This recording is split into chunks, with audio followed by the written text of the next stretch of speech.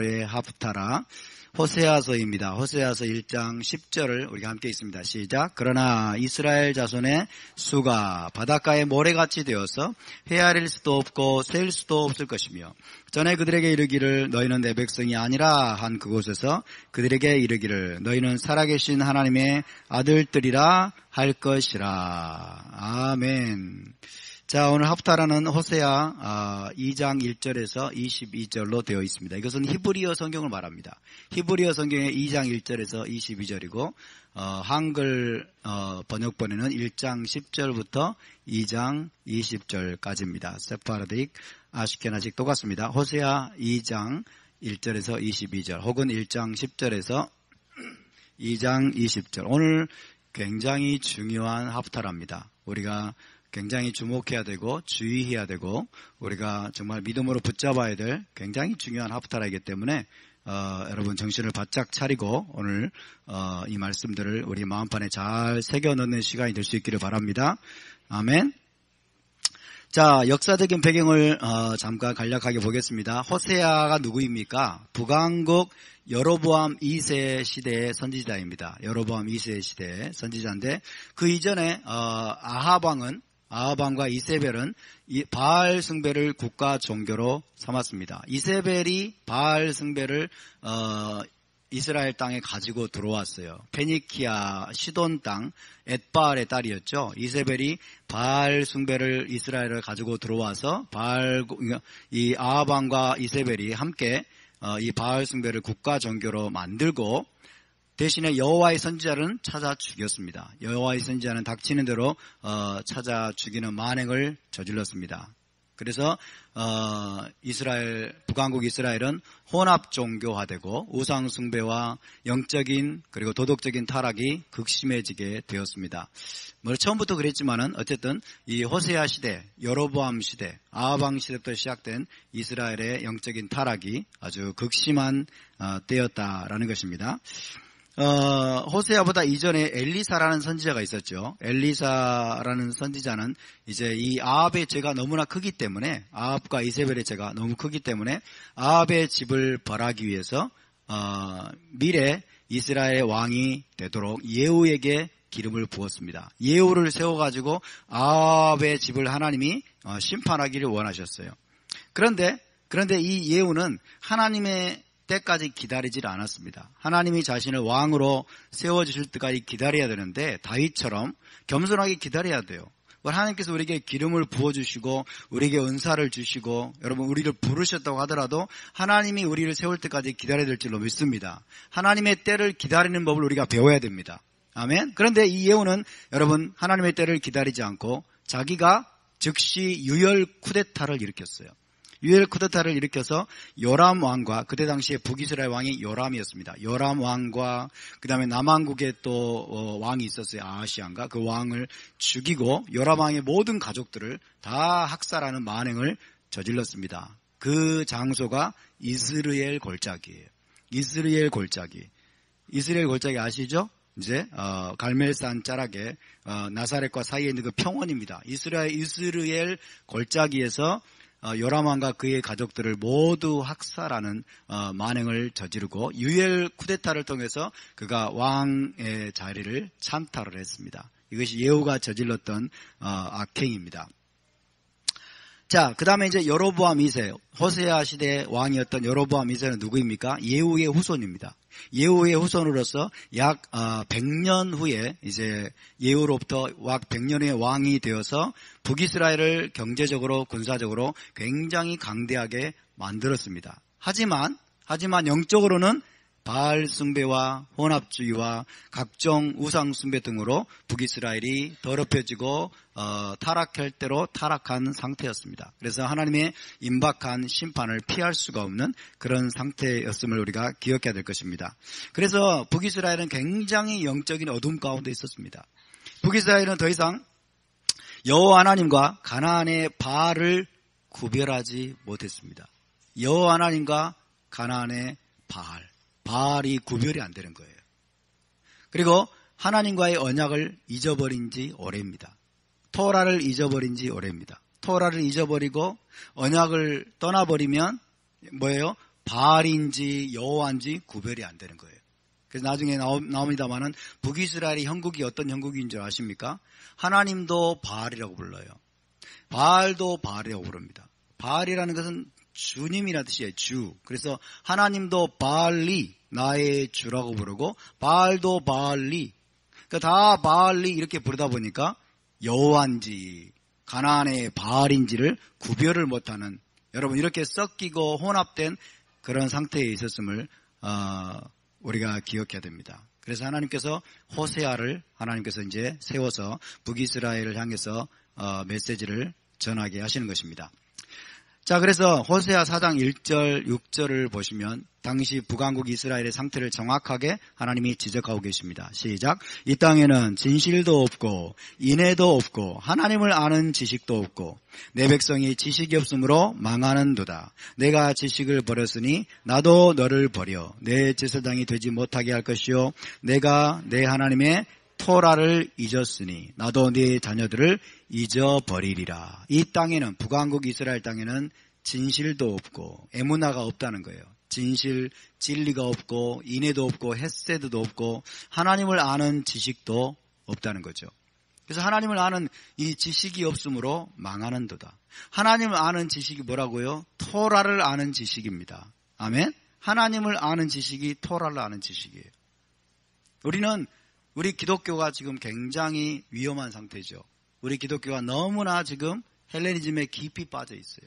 깊이 물들어 있어서 하나님을 내 백성이 지식이 없으므로 망하는도다라는 말에 대해서 이게 무슨 말인지를 모르고 있어요.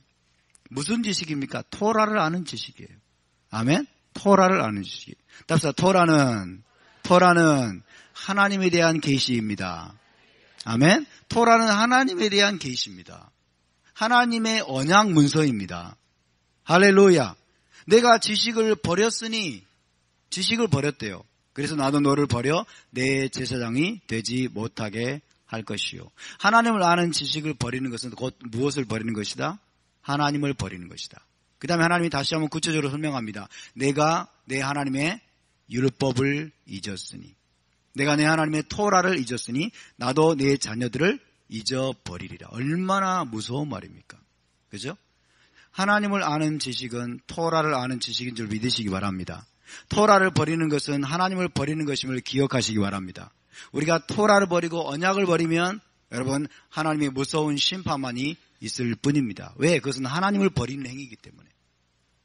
지금 북이스라엘의 상황이 이런 상황이었어요. 여러분께 계속 말씀드립니다마는 북왕국 이스라엘의 모습은 오늘날 어디의 모습을 보여주는 것이다? 기독교의 모습을 보여주는 겁니다. 아멘. 북왕국 이스라엘 모습은 기독교의 모습을 보여주는 거예요. 남왕국 유다는 지금 유대교의 모습을 보여주는 거예요. 아시겠죠? 북왕국 이스라엘이 여러분 건국 초기부터 뭘 떠났어요? 토라와 절기를 버렸죠? 여로보암이 토라와 절기를 건국 초기부터 버렸어요. 기독교도 어떻습니까? 기독교가 태동할 때부터 반유대주의에 빠져가지고 여러분 토라와 절기를 버렸죠? 그러니까 북왕국 이스라엘의 모습은 오늘날 기독교의 모습을 거의 그대로 반영해주고 있어요. 북왕국 이스라엘이 하나님을 버렸어요. 하나님을 아는 지식을 버렸어요. 토라를 버렸어요. 언약을 버렸어요. 하나님이 토라를 잊어버렸어요. 혼합종교에 빠졌어요. 갖가지 우상숭배가 북왕국 이스라엘에 가득했습니다. 그것이 오늘날 기독교의 안타까운 모습이라고 이야기하지 아니하지 못하지 아니할 수가 없습니다.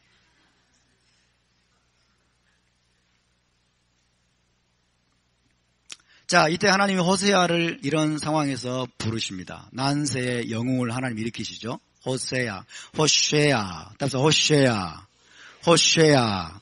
호시아는 구원이란 뜻입니다. 구원. 그래서 하나님께서 북왕국 이스라엘이 타락하고 부패하고 혼합종교에 빠져있고 영적인 어둠이 극심했다고 할지라도 하나님은 이 호세아를 통해서 구원의 메시지를 전하게 하시는 하나님을 찬양합니다. 아멘. 북왕국 이스라엘의 음행과 또 그로 인한 버림받음, 하나님으로부터 버림받는 것, 그리고 마지막에는 회복에 대한 메시지, 이 모든 것들을 이 호세아는 자신의 결혼 생활과 자기 자녀들을 통해서 예언적인 행동으로 전달하도록 하나님 명령하셨어요. 예언적인 행동. 네가 네 삶으로 전달이라고 말해요. 네 삶으로 메시지를 전달하라고 하나님께서 명령을 하셨습니다. 그래서 신구약 성경을 통틀어서 가장 아마 힘든 선지자이지 않았을까. 그래서 선지자는 해야 됩니다. 왜? 하나님의 대변인이기 때문에. 아멘. 하나님을 대신하는 대변인으로 부름받았기 때문에 선지자는 여기에 순종해야 됩니다. 자, 오늘 하프타라 내용을 간략하게 좀 요약을 해보면, 첫 번째, 장차 북이스라엘이 하나님으로부터 버림을 받아서 하나님의 백성이 아닌 상태가 될 것이다. 하나님의 백성으로부터 끊어진다는 거예요. 두 번째는, 그러나 마지막에는 하나님의 백성이 아닌 상태에 있던 그들이 다시 하나님의 백성이 될 것이다. 아주 기적적인 말씀이죠. 그리고 세 번째로는 최종 구속 직전에 하나님이 그들을 광야로 데려가실 것이다. 그리고 네 번째, 새 언약을 체결하여 하나님은 마침내 구속을 완성할 것이다. 이스라엘과의 결혼 언약을 완성하실 것이다. 이런 내용을 담고 있습니다. 자, 오늘 이 하프타라가 파라샤와 어떻게 연결이 되고 있습니까? 파라샤 베 미드바르에서는 첫 번째로 광야에서의 인구조사 이야기를 기록하고 있습니다. 광야에서 20세 이상 싸움으로 나갈 만한 자들을 계수하죠. 싸움에 나갈 만한 자들을 계수하지만, 근데 오늘 하프타라는 이스라엘 백성이 셀 수 없게 될 것이다. 그죠? 파라샤에서는 세라고 말씀하는데 하프타라에서는 셀 수 없게 돼요. 셀 수 없을 만큼 많아질 것이다. 그렇게 예언하고 있습니다. 두 번째로는 베미드바르에서는 광야 여정의 시작을 기록하고 있습니다. 이제 광야 여정을 가야 되기 때문에 하나님이 계수하고, 그 다음에 진을 어떻게 편성을 하고, 그 다음에 행군을 어떤 순서로 하라고 하나님께서 구체적으로 광야 여정의 시작을 기록하고 있는데, 오늘 하프타라에서는 후일에 여호와께서 이스라엘을 또다시 광야로 데려가실 것을 예언하고 있습니다. 광야로 또다시 데려가실 것이다. 따라서 이스라엘은 광야에서 신부가 됩니다. 할렐루야. 이스라엘은 광야에서 신부가 됩니다. 이스라엘이 진짜 이스라엘 되는 것은 어디에서 일어나는 일이냐? 광야에서 일어나는 일입니다. 아멘. 광야에서 편안하고 등 따시고 배부를 때 이스라엘 되는 것이 아니고, 이스라엘은 광야에서 진짜 이스라엘이 되는 것을 기억하시기 바랍니다. 여러분의 삶이 광야처럼 느껴지십니까? 기뻐하시기 바랍니다. 하나님이 여러분을 신부로 빚어가고 계심을 믿으시기 바랍니다. 할렐루야. 신부가 탄생하는 장소가 바로 광야인 것입니다. 아멘. 그래서 광야라는 말을 들으면 우리는 한편으로는 마음이 무거울지 모르지만 우리는 영적으로는 기뻐해야 됩니다. 할렐루야. 자, 하나님께서 이제 약속을 주시는데, 하나님께서 아브라함과 언약을 체결하셨죠? 아브라함 언약을 통해서 하나님이 뭘 약속하셨습니까? 그의 자손이 바다의 모래같이, 하늘의 별과 같이 셀 수 없게 될 것이라고 약속하셨습니다. 하나님이 아브라함을 데리고 와가지고 하늘의 별을 보아라, 이런 식으로 하면서 아브라함과 언약을 맺으시고 약속을 주시는 겁니다. 너의 자손이 하늘의 별과 같이 바다의 모래와 같이 될 것이다. 그렇게 말씀을 합니다. 창세기 22장 17절에 약속이 나와 있습니다. 자, 22장 17절 시작. 내가 내게 큰 복을 주고 내 씨가 크게 번성하여 하늘의 별과 같고 바닷가의 모래와 같게 하리니 내 씨가 그 대적의 성문을 차지하리라. 아멘. 하늘의 별과 같고 바닷가의 모래와 같게 하리니 내 씨가 그 대적의 성문을 차지하리라. 그리고 창세기 26장 4절에서 또 이삭에게 하나님이 약속하십니다. 시작. 내 자손을 하늘의 별과 같이 번성하게 하며 이 모든 땅을 내 자손에게 주리니 내 자손으로 말미암아 천하 만민이 복을 받으리라. 그래서 아브라함의 자손을 하늘의 별과 같이 많아지게 하고 바닷가의 모래와 같이 번성하게 하실 것이라고 하나님이 약속하셨습니다. 할렐루야. 이 약속은 반드시 이루어질 것입니다. 그런데 여러분, 선지서에 보면 선지자들은 그 반대의 예언을 또 합니다.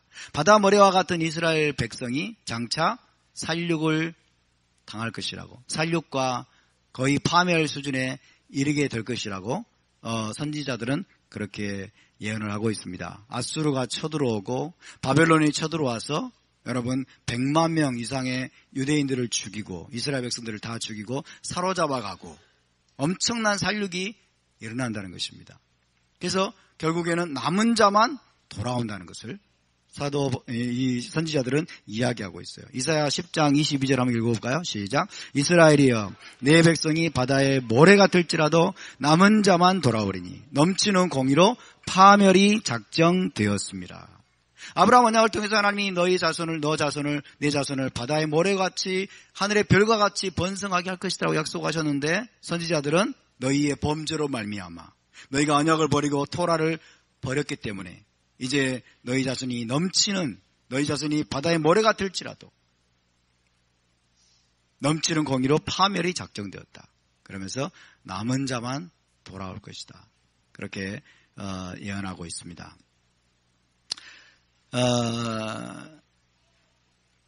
북왕국 이스라엘은 수세기 동안 음행한 아내처럼 하나님과의 언약을 버렸습니다. 음행한 아내처럼 하나님과의 언약을 버리고 이방신들을 음란히 쫓아 섬겨왔습니다. 그리고 그런 행위를 버리려고 하지 않고 떠나려고 하지 않았습니다. 하나님은 계속해서 자신의 대변인들을 보냈습니다. 선지자들을 보내서 죄를 드러내고 책망하고 경고하면서 모든 우상에서 떠날 것을 하나님이 명령하셨음에도 불구하고 이들은 들으려고 하지 않았습니다. 그래서 하나님께서 다시 한번 호세아를 일으키고 호세아에게 명령을 하십니다. 자, 호세아에게 무슨 명령을 주실까요? 1장 2절 한번 읽어볼까요? 시작. 여호와께서 호세아에게 이르시되 너는 가서 음란한 여자를 맞이하여 음란한 자식들을 낳으라. 이 나라가 여호와를 떠나 크게 음란함이니라 하시니. 북왕국 이스라엘의 그 영적으로 음란한 상태를 그들에게 여러분 생생하게 전달하도록 하기 위해서 호세아에게 음란한 여자를 데려다가 네 아내로 삼고 음란한 자식들을 낳으라고 말씀하는 거예요. 그러면서 이스라엘 백성들이 그런 모습을 보면서 이상해서 물어볼 거 아니에요. 그렇죠? 호세아에게 너 정신 나갔니? 그러면서 왜 지금 그런 짓을 하고 있어? 왜 도대체 왜 그러는 거야? 그래서 막 물어볼 때 호세아가 여러분 하나님의 메시지를 전달할 수 있겠죠. 이것입니다. 호세아는 하나님의 대변인이기 때문에 이렇게 해야 됩니다. 그래서 음란한 여자를 맞이해서 아내로 삼고 음란한 자식들을 하나님이 낳으라고 말씀하시는데 그 이유는 이 나라가 여호와를 떠나서 크게 음란한 상태이기 때문에. 그래서 호세아는 음란한 여인 고멜과 결혼합니다. 여러분 그런 노래 아세요? 음란한 여인 고멜에 대한 노래 아십니까? 모르세요? 아니다. 생각이 안 나네. 갑자기. 음탕한 저 고멜과 같이 아세요? 네, 아는 분은 알고 모르는 분은 통 모르고. 자, 음란한 여인 고멜과 호세아는 결혼을 해서 이남일녀를 낳습니다. 이남일녀. 자, 그래서 하나님께서 이남일녀를 낳게 하시는데 이 아이들의 이름을 하나님이 정해 주십니다. 아주 이상한 이름을 또 짓게 하십니다. 굉장히 이상한 이름을. 첫 번째는 아들을 낳았어요. 아들을 낳으니까 하나님이 그 이름을 이스르엘이라 하라. 이스라엘이 아닙니다. 이스라엘이 아니고 정확히 말하면 이스르엘. 정확히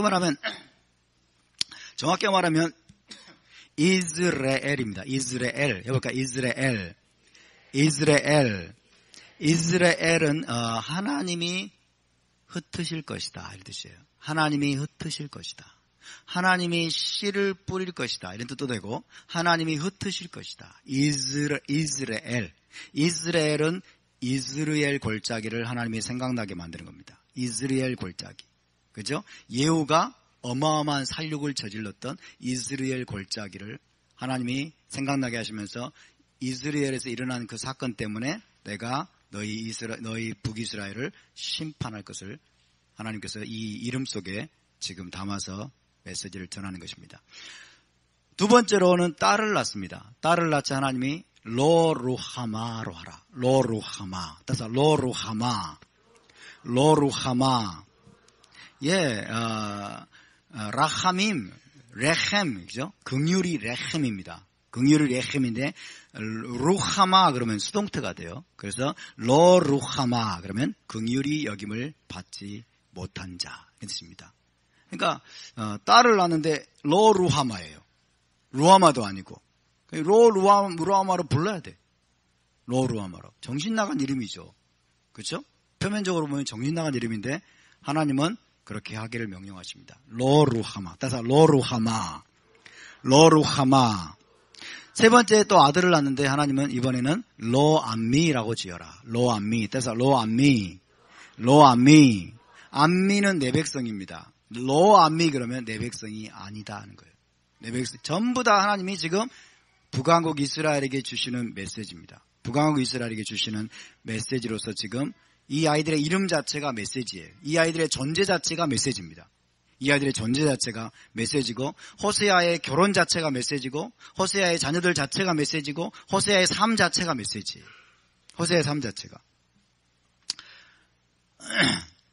그래서 의미를 좀 살펴보면 여러분 첫 번째 아들을 이스라엘이라고 지은 이유는 예후가 이스라엘 골짜기에서 흘린 피를 하나님이 갚으실 것을 말씀합니다. 흘린 피를 갚을 것이다. 그 말은 임박한 전쟁으로 인해서 이스라엘 골짜기에서 어마어마한 또 북왕국 이스라엘 백성들이 죽임을 당할 것을 말씀하는 겁니다. 흘린 피를 갚고 그 다음에 북이스라엘을 그 땅에서 쫓아내어 흩으실 것이다. 이스라엘이 뭐예요? 하나님이 흩으실 것이다. 그렇게 뜻도 되죠. 그래서 이스라엘 골짜기에서 하나님이 이스라엘 백성들을 살육당하게 하실 뿐만 아니라 이제 흩어버릴 것을 나타낸 이름이 바로 이스라엘입니다. 이스라엘. 해봅시다. 이스라엘. 이스라엘. 그 다음에 로루하마와 로암미. 이것은 더 이상 하나님의 백성이 아니게 될 것이다. 북왕국 이스라엘이 멸망을 당하고 그 땅에서 쫓겨나서 하나님이 흩어버리실 때에는 그들이 더 이상 하나님께 긍휼히 여김을 받지 못할 것이고 더 이상 하나님의 내 백성이 아닐 것이다. 더 이상 긍휼히 여김을 받지 못한다. 내 백성이 아니라는 거예요. 이제 하나님의 백성이 아니게 된다는 겁니다. 하나님의 백성이 아니라는 말은 무슨 말이에요? 언약에서 끊어진다는 거예요. 언약에서 끊어진다는 거죠. 굉장히 특별한 의미가 있는 메시지입니다.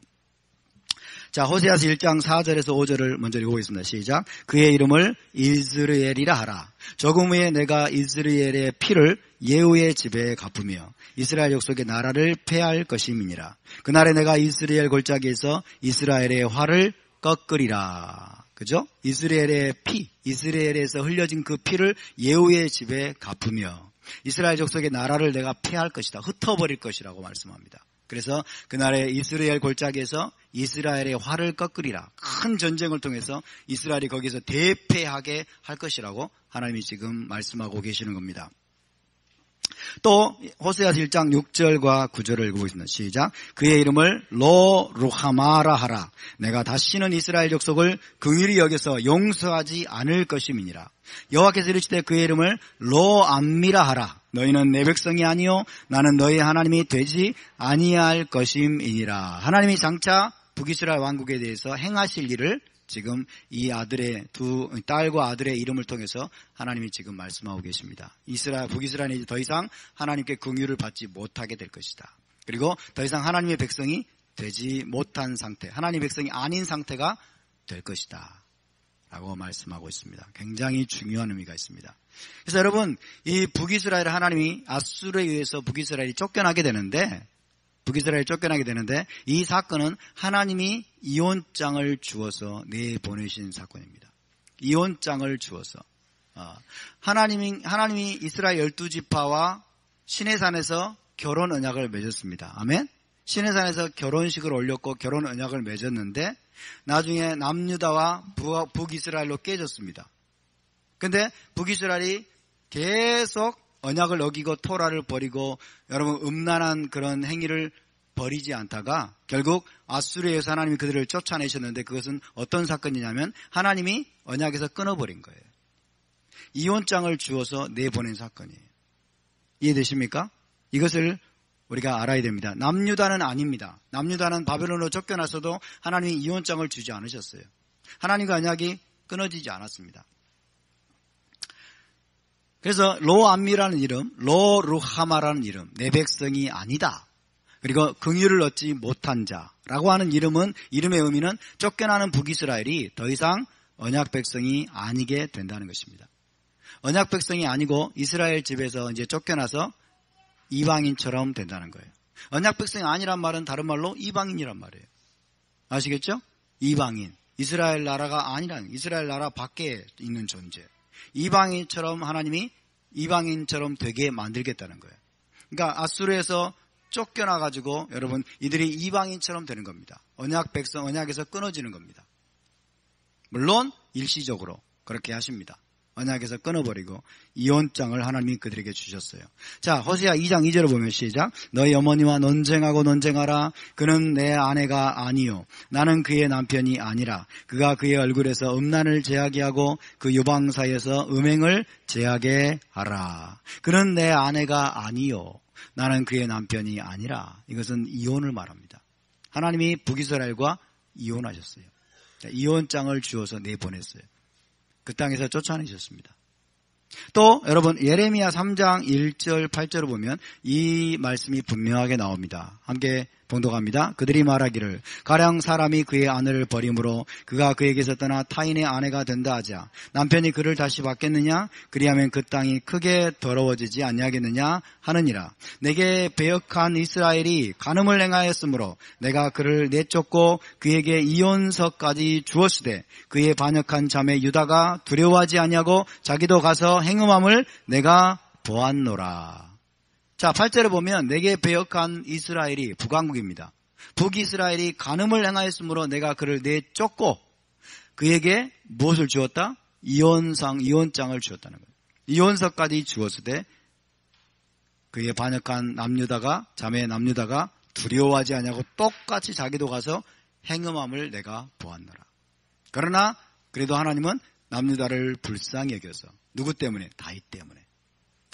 다윗과 맺은 언약 때문에 남유다를 불쌍히 여겨서 다윗의 등불이 꺼지게 하지는 않을 것이다 라고 하나님 약속하셨습니다. 어쨌든 북왕국 이스라엘은 그의 간음과 음행으로 말미암아 그 땅에서 쫓아내고 하나님이 이혼장을 주어서 내보냈어요. 그래서 어떻게 됐어요? 이방인처럼 됐습니다. 이방인화 되어버렸어요. 이해되십니까?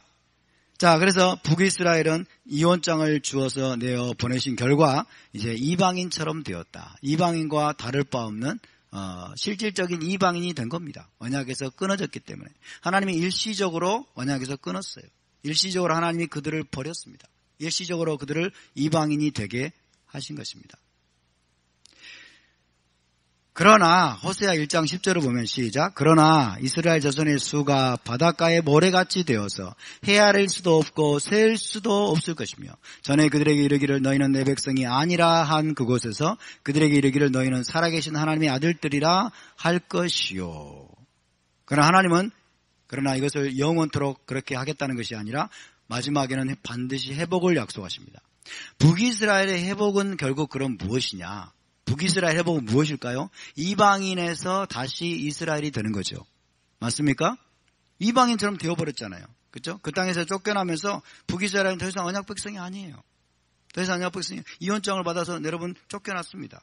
그래서 북이스라엘은 이제 북이스라엘이 회복되는 것은 이방인 상태에서 뭐예요? 다시 이스라엘이 되는 거예요. 아멘입니까? 이게 여러분 이해가 돼야 됩니다. 이해되시면 아멘 하시기 바랍니다. 네, 북이스라엘은 쫓겨나서 이방인처럼 되었다. 그리고 이방인화 되었다. 이방인과 동화되었다. 더 이상 언약 백성이 아니고 더 이상 긍휼히 여김을 받지 못. 긍휼히 여긴단 말은 여러분, 긍휼히 여긴단 말은 언약 백성 사이에서 언약 백성과의 관계에서 쓰는 말이에요. 이해되시죠? 그래서 긍휼히 여김을 받지 못한 자, 내 백성이 아니라 그럼 이방인이란 말이에요. 이방인에서 다시 이스라엘이 되는 것이 북이스라엘의 회복입니다. 이해되시죠?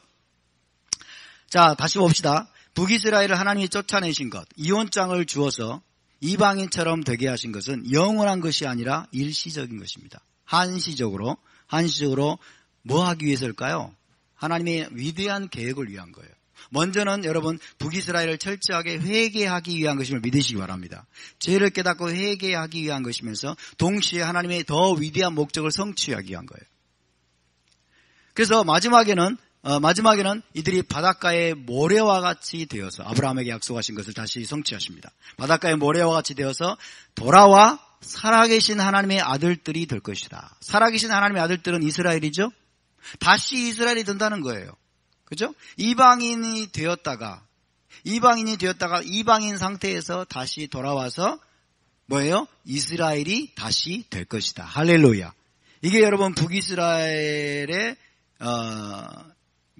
심판과 그 다음에 회복에 대한 메시지에서 우리가 붙잡아야 될 중요한 메시지입니다. 그러면 현재 북이스라엘은, 혈통적인 북이스라엘은 열지파라고 불립니다.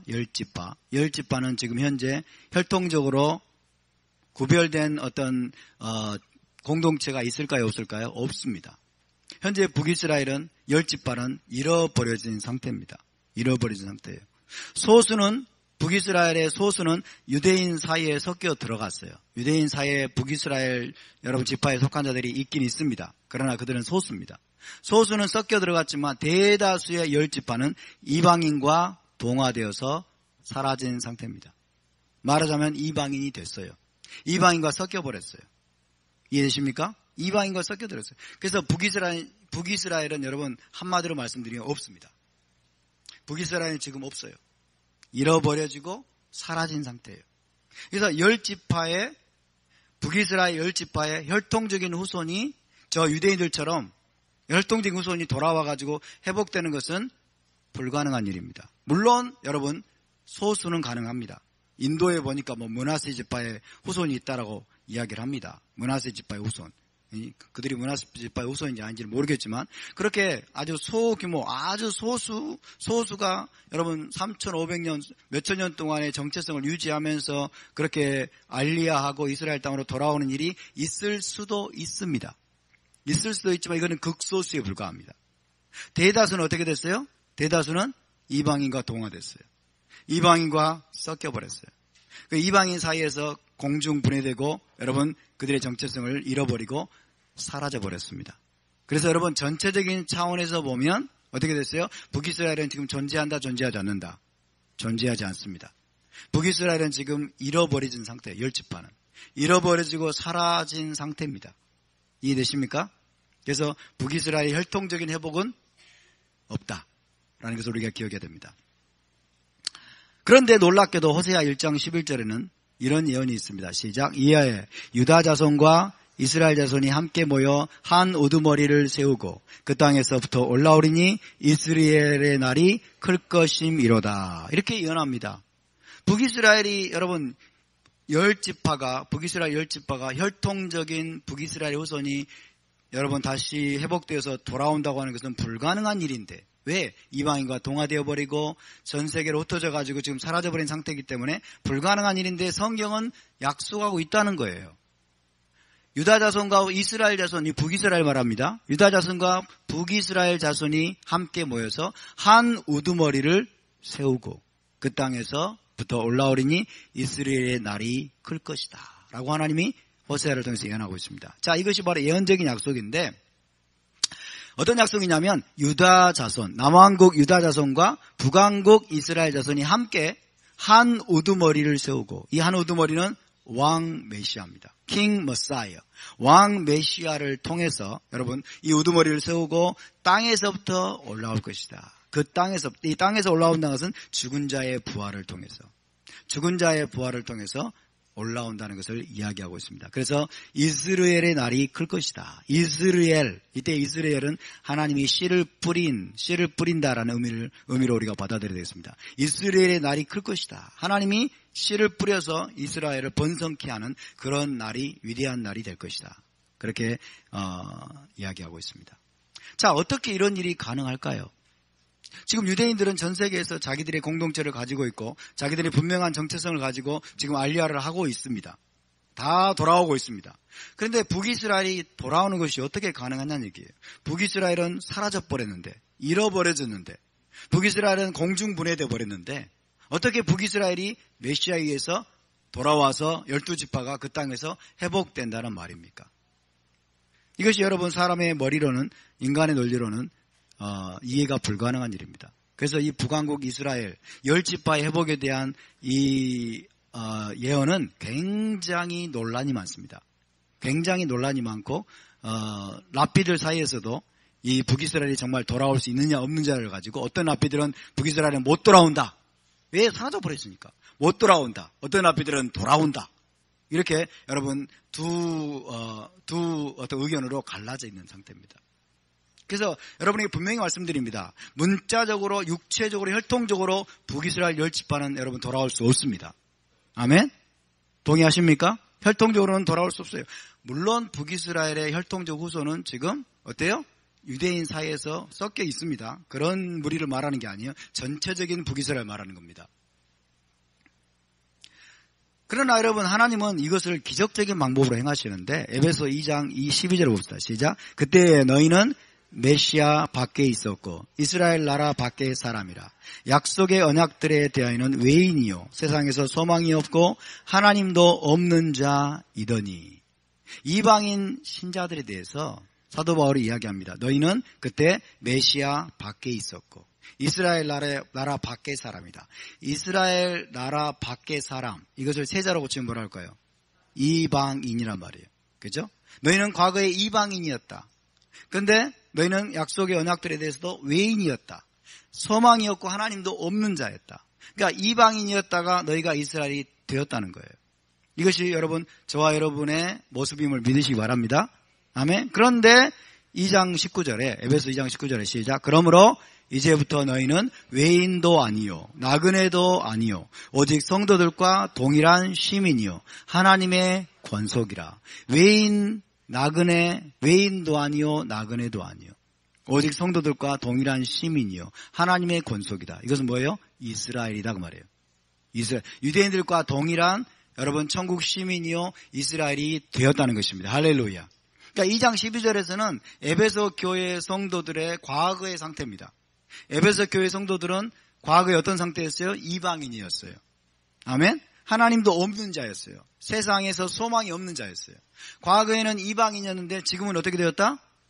지금은 이스라엘의 접붙임 바 되어서 여러분 이스라엘 시민권자가 되었다는 뜻입니다. 할렐루야. 그래서 여러분 이방인이 구원받는 것, 이방인의 구원이 결국은 무엇이에요? 북이스라엘의 회복으로 여겨지는 겁니다. 이방인, 왜? 자, 북이스라엘이 어떻게 됐어요? 이방인 되어버렸어요.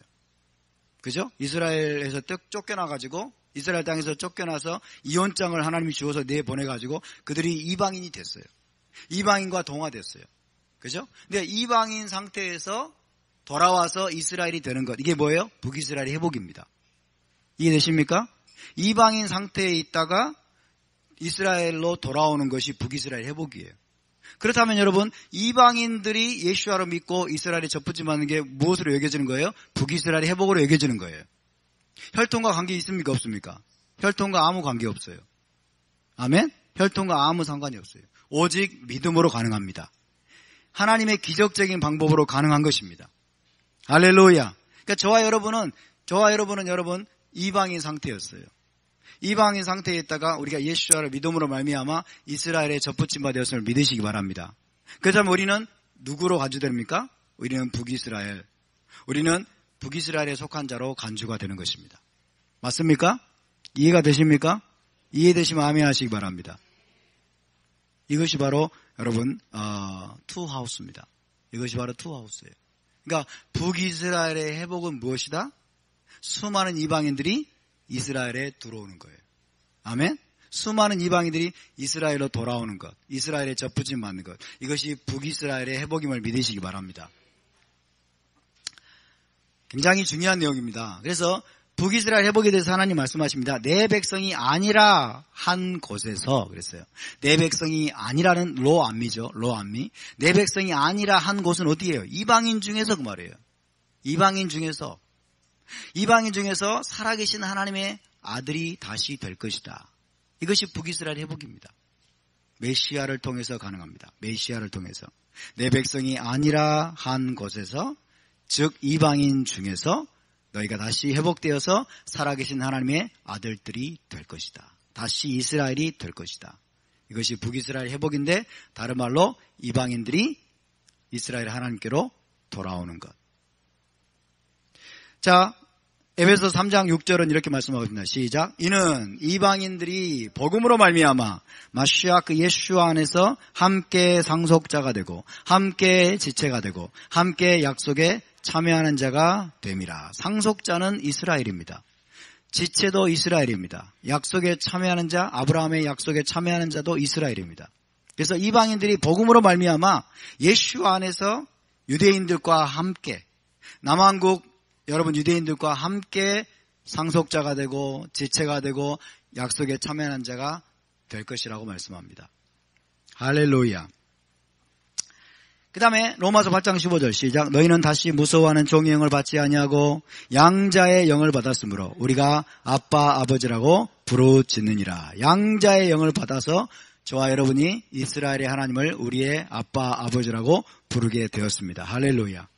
이것이 이방인이 회복되는 거예요. 이방인이 예수와를 통해서 여러분 이스라엘 안으로 들어오게 되고 이스라엘 나라의 시민권자가 되고 그 다음에 함께 약속에 참여하는 자가 되는 것입니다. 다른 말로 말하면 살아계신 하나님의 아들들이 되는 겁니다. 할렐루야. 이방인이 살아계신 하나님의 아들들이 되는 것. 이게 뭐라고요? 이방인이 살아계신 하나님의 아들들이 되는 것. 이게 뭐라고요? 북이스라엘의 회복이라고요. 아멘? 이게 북이스라엘 회복이에요. 베드로전서 2장 10절을 봅시다. 베드로는 여러분 이방인 신자들에 대해서 뭐라고 말하고 있는지. 베드로전서 2장 10절 시작. 너희가 전에는 백성이 아니더니. 백성이 아니다는 게 뭐예요? 로암미죠. 너희가 전에는 로암미였다는 거예요. 그런데 이제는 하나님의 백성이요. 또 전에는 긍휼을 얻지 못하였더니. 이게 뭐예요? 로루하마죠. 그죠? 로루하마더니 이제는 긍휼을 얻은 자니라.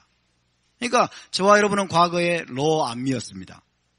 우리는 과거에 로루하마였습니다.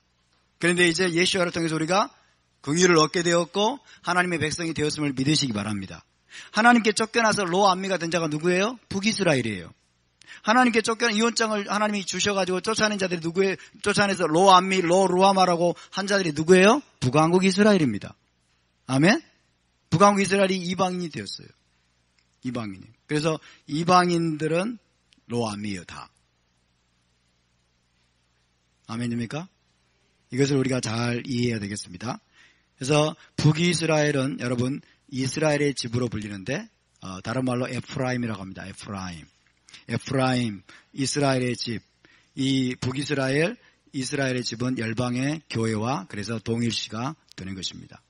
유다와 에프라임이 함께 만날 것이다. 유다와 에프라임이 함께 만나서 한 집이 될 것이다. 성경은 계속 예언하고 있는데 그 유다는 뭐예요? 유대교입니다. 유다는 유대교고 에프라임은 뭐예요? 교회입니다. 기독교입니다. 이해되십니까?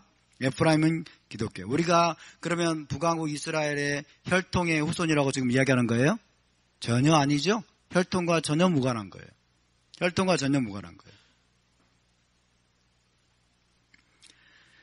자, 로마서 9장 24절에서 26절을 보면 사도 바울도 지금 이런 얘기를 하고 있습니다. 사도 바울도 시작. 이 그릇은 우리니 곧 유대인 중에서뿐 아니라 이방인 중에서도 부르신 자니라. 호세아의 글에도 이르기. 호세아를 사도 바울이 직접 언급합니다. 그래서 직접 언급한 이것을 이방인에게 적용시키는 거예요. 호세아의 글에도 이르기를 시작. 내가 내 백성 아닌 자를 내 백성이라 사랑하지 아니한 자를 사랑한 자라 부리리라. 너희는 내 백성이 아니라 한 그곳에서 그들이 살아계신 하나님의 아들들이라 일컬음을 받으리라 함과 같으니라. 할렐루야. 내 백성이 아니라 그곳에서 그들이 살아계신 하나님의 아들들이라 일컬음을 받으리라 한 그 말씀이 너희에게 이루어졌다고 말이죠. 이해되십니까? 로마에 있는 이방인 신자들을 향해서 사도 바울이 지금 이거 말씀하고 있는 거예요. 이방인 중에서도 부르신 자, 그것을 호세아서의 글을 인용해서 적용하고 있습니다. 내가 내 백성 아닌 자를 내 백성이라. 사랑하지 아니한 자를 사랑한 자라. 이해되십니까? 그러니까 쫓겨난 북왕국 10지파 에프라임은 쫓겨나서 하나님의 백성이 아니게 되었고 하나님께 사랑받지 못하는 자가 되었습니다. 다른 말로 이방인이 되었습니다. 이방인과 동화되었습니다. 이방인. 그래서 지금 북왕국 이스라엘 10지파의 혈통적인 후손은 있다 없다? 없습니다. 극소수를 제외하고는 없습니다. 극소수를 제외하고는. 그래서 지금 그런 북왕국 10지파 여러분 에프라임의 회복은 결국 무엇이다? 수많은 이방인들이 예수와를 통해서 이스라엘 집으로 들어오는 것, 회복되는 것. 이것이 에프라임의 회복임을 믿으시기 바랍니다. 아멘. 이것을 우리가 이해해야 됩니다. 이것을 여러분 이해를 하지 못하기 때문에 수많은 메시안 유대인들이 이거를 뭐 2단위, 3단위 이런 말을 하는 거예요. 이거를 이해를 못해서. 여러분들이 이해가 되시죠? 확실히 되십니까? 확실히 되나요? 설명할 수 있어야 돼, 그러면 다른 분들에게. 이건 투하우스를 이야기하는 것은 여러분 혈통을 이야기하는 게 절대 아닙니다. 아시겠죠? 혈통을. 여러분, 자, 생각을 해봅시다. 르호보암 시대 이후에 이스라엘 한 집이 두 집으로 갈라졌어요. 그래서 이스라엘엔 두 집이 있었습니다. 무슨 집? 유다의 집과 이스라엘의 집이 있었어요. 유다와 에프라임이라고 하는 두 집이 있었습니다. 그렇죠? 두 집이 있었어요. 지금도 하나님의 집에는 두 집이 있습니다. 그렇죠? 지금도 이스라엘, 여러분, 하나님을 섬기는 집에 두 집이 있는 거예요. 뭐가 무엇이 있어요? 유대교와 기독교예요. 아멘? 기독교가 아무리 토라 버렸다고 해도 하나님의 집에 속한 자가 아닐까요? 기독교 하나님의 집에 속해 있어요. 그죠? 이스라엘 하나님께 돌아왔잖아요. 그죠? 북왕국이 아무리 금송아지 섬기고 여러분 토라 버리고 언약 버렸다고 해도 하나님은 계속 선지자 보내잖아요. 자기 백성을 인정하고 있는 거예요. 이해되시죠? 그러니까 이스라엘 집에 두 집이 있는 거예요. 여러분, 성경에도 두 집이 있는데 그 두 집은 오늘날의 두 집을 보여주는 거라니까요. 오늘날의 두 집을 보여주고 있는 거예요. 이해되시죠? 예, 오늘날 두 집을 보여주고 있는 거예요. 그래서 여러분 이스라엘 집에 지금 투하우스가 있음을 믿으시기 바랍니다. 이스라엘 집에 투하우스가 과거에도 있었고 지금도 있습니다. 지금도 있어요. 근데 투하우스의 이 진리를 거부하고 비난하는 메시안 유대인들은 이걸 이해하지 못하고 있는 거예요. 너무 유대인 중심의 사고에 여러분 그 사고에 뿌리가 박혀가지고 투하우스의 이 진리를 이해를 못하는 거예요. 자, 결론은 유다는 남왕국 유다의 후손인 유대인들을 가리키고요. 그 다음에 이스라엘의 집 에프라임은 북왕국 이스라엘의 회복으로 간주되는 크리스천들, 기독교를 가리킵니다. 그래서 중요한 것은 여기에 있습니다. 유다와 에프라임 모두 다 메시아를 통해서 새 언약을 체결하고 언약에 헌신해야 됩니다. 아멘. 이것이 회복입니다. 메시아를 통해서 새 언약을 체결해야 되기 때문에 예수와를 영접해야 됩니다. 그리고 새 언약을 체결한다면 언약에 헌신해야 돼요. 언약 준수의 삶을 살아야 돼요. 그렇기 때문에 토라를 준수해야 됩니다. 맞습니까? 그래서 지금 유대교와 기독교가 여러분 아직 회복이 덜 되었음을 믿으시기 바랍니다. 아멘. 수많은 크리스찬들이 이방인에서 이스라엘 집안으로 들어왔는데 자기들의 정체성을 몰라요. 자기들이 누구인지를 몰라요. 자기들이 하나님이 정말 어떤 분인지를 몰라요. 자기들이 믿는 하나님이 이스라엘의 하나님인지를 모르고 있어요. 그렇죠? 이스라엘의 하나님인 줄 모르고 있어요. 그래서 이스라엘을 대적하고 이스라엘을 미워하고 있어요. 여러분 호세아 시대 때 북왕국 이스라엘이 어떻게 했다고 그랬어요? 바알과 여호와 하나님을 구별을 못하게 됐어요. 너무 혼합주의에 찌들어가지고 바알인지 여호와인지를 모르게 된 거예요. 오늘날 기독교도 마찬가지입니다. 예수야를 통해서 분명히 구원받았는데 여러분 이게 여호와의 절기인지 아니면 태양신의 절기인지 구별을 못하고 있어요. 그죠? 태양신의 절기에 여호와를 섬길 수 있는지 없는지도 모르고 있는 거예요. 너무나 심각한 상황입니다. 그래서 여러분 북왕국 에프라임의 완전한 회복은 토라로 돌아오는 것을 믿으시기 바랍니다. 예수야를 믿었어요. 그러나 그것으로 충분하지 않습니다. 예수야를 믿었다고 하는 것은 곧 토라에 대한 헌신이 패키지로 들어있는 것입니다. 토라로 에프라임이 돌아오도록 기도해 주시기 바랍니다. 할렐루야. 그리고 남왕국 유다의 집 유다는 지금 그들의 왕이 누구인지를 모르고 있어요. 이스라엘의 왕이 바로 예수와이십니다. 이스라엘의 왕이 새 언약을 체결하기 전에 새 언약의 중보자임을 믿으시기 바랍니다. 새 언약을 체결하지 않으면 그들은 메시아와 함께 못 들어갑니다. 그죠? 그러니까 유다도 예수와께 돌아와야 되고 에프라임은 토라로 돌아와야 되는 것을 믿으시기 바랍니다. 이것이 완전한 회복입니다. 할렐루야. 수많은 크리스찬들이여 토라로 돌아오시기 바랍니다. 언약으로 돌아오시기 바랍니다. 이 비디오를 보고 이 메시지를 듣는 크리스찬들이여, 토라로 돌아오시기 바랍니다. 언약의 말씀으로 돌아오시기 바랍니다. 샤밧과 절기를 비롯한 토라의 모든 말씀을 지켜 행하기로 다시 한번 마음을 정하시기를 바랍니다. 우리가 이것을 위해서 기도해야 됩니다. 할렐루야! 예수와를 영접하는 것과 토라를 준수하는 것은 별개가 아닙니다. 절대로. 별개가 아니고 하나여야만 됩니다. 하나이고 하나여야만 되는데 현실은 너무나 비극적인 현실이에요. 유다의 집은 예수와를 거절하고 있고, 에프라임의 집은, 이 북이스라엘의 집은 지금 토라를 거절하고 있는 거예요. 토라를 거절하고 언약을 버려서 그 땅에서 쫓겨났는데 또다시 이런 일이 벌어지고 있는 거예요. 그 역사는 돌고 도는입니다. 역사는 계속 반복되는 거예요. 토라를 회복하고 있는 여러분들을 축복합니다. 아멘. 하나님이 지금 우리를 통해서 에프라임의 회복을 이루어가고 계심을 믿으시기 바랍니다. 그러나 이 회복이 우리 안에서 끝나지 않기를 바랍니다. 우리를 통해서 더 많은 여러분 북이스라엘이 여러분 이 언약으로 돌아올 수 있게 되기를 바랍니다. 할렐루야. 그것을 위해서 하나님이 우리를 부르신 것입니다. 자, 그래서 그 결과 어떻게 될까요? 그 결과는 유다와 에프라임 모두가 여러분 언약에 헌신하고 예수를 위협하게 되면 그 결과 다시는 두 집이 시기, 질투, 증오하지 않고 다시는 나누이지 않게 되고 한 집으로 연합이 되어서 한 왕의 통치를 받게 될 것입니다. 여러분, 예수와를 버린 결과, 남유다가 예수와를 버린 결과, 그리고 에프라임이 토라를 버린 결과 어떻게 됐습니까? 지난 2000년 동안 이 두 집은 서로 시기하고 서로 질투하고 서로 증오하면서 여러분 온갖 살육과 만행을 저질러 왔습니다. 그렇지 않습니까? 그래서 회복이 돼야 됩니다. 회복이 되면 한 집이 될 것이고 다시는 시기하지 않고 질투하지 않고 다시는 싸우지 않고 갈등하지 않고 다시는 증오하지 않고 한 메시아, 한 왕의 통치를 받고 여러분 완전한 샬롬 가운데 거하게 될 것을 믿으시기 바랍니다. 그날이 속히 오도록 기도해 주시기 바랍니다. 할렐루야. 그래서 메시아 안에서 한 세 사람이 바로 이것입니다. 메시아 안에서 한 세 사람.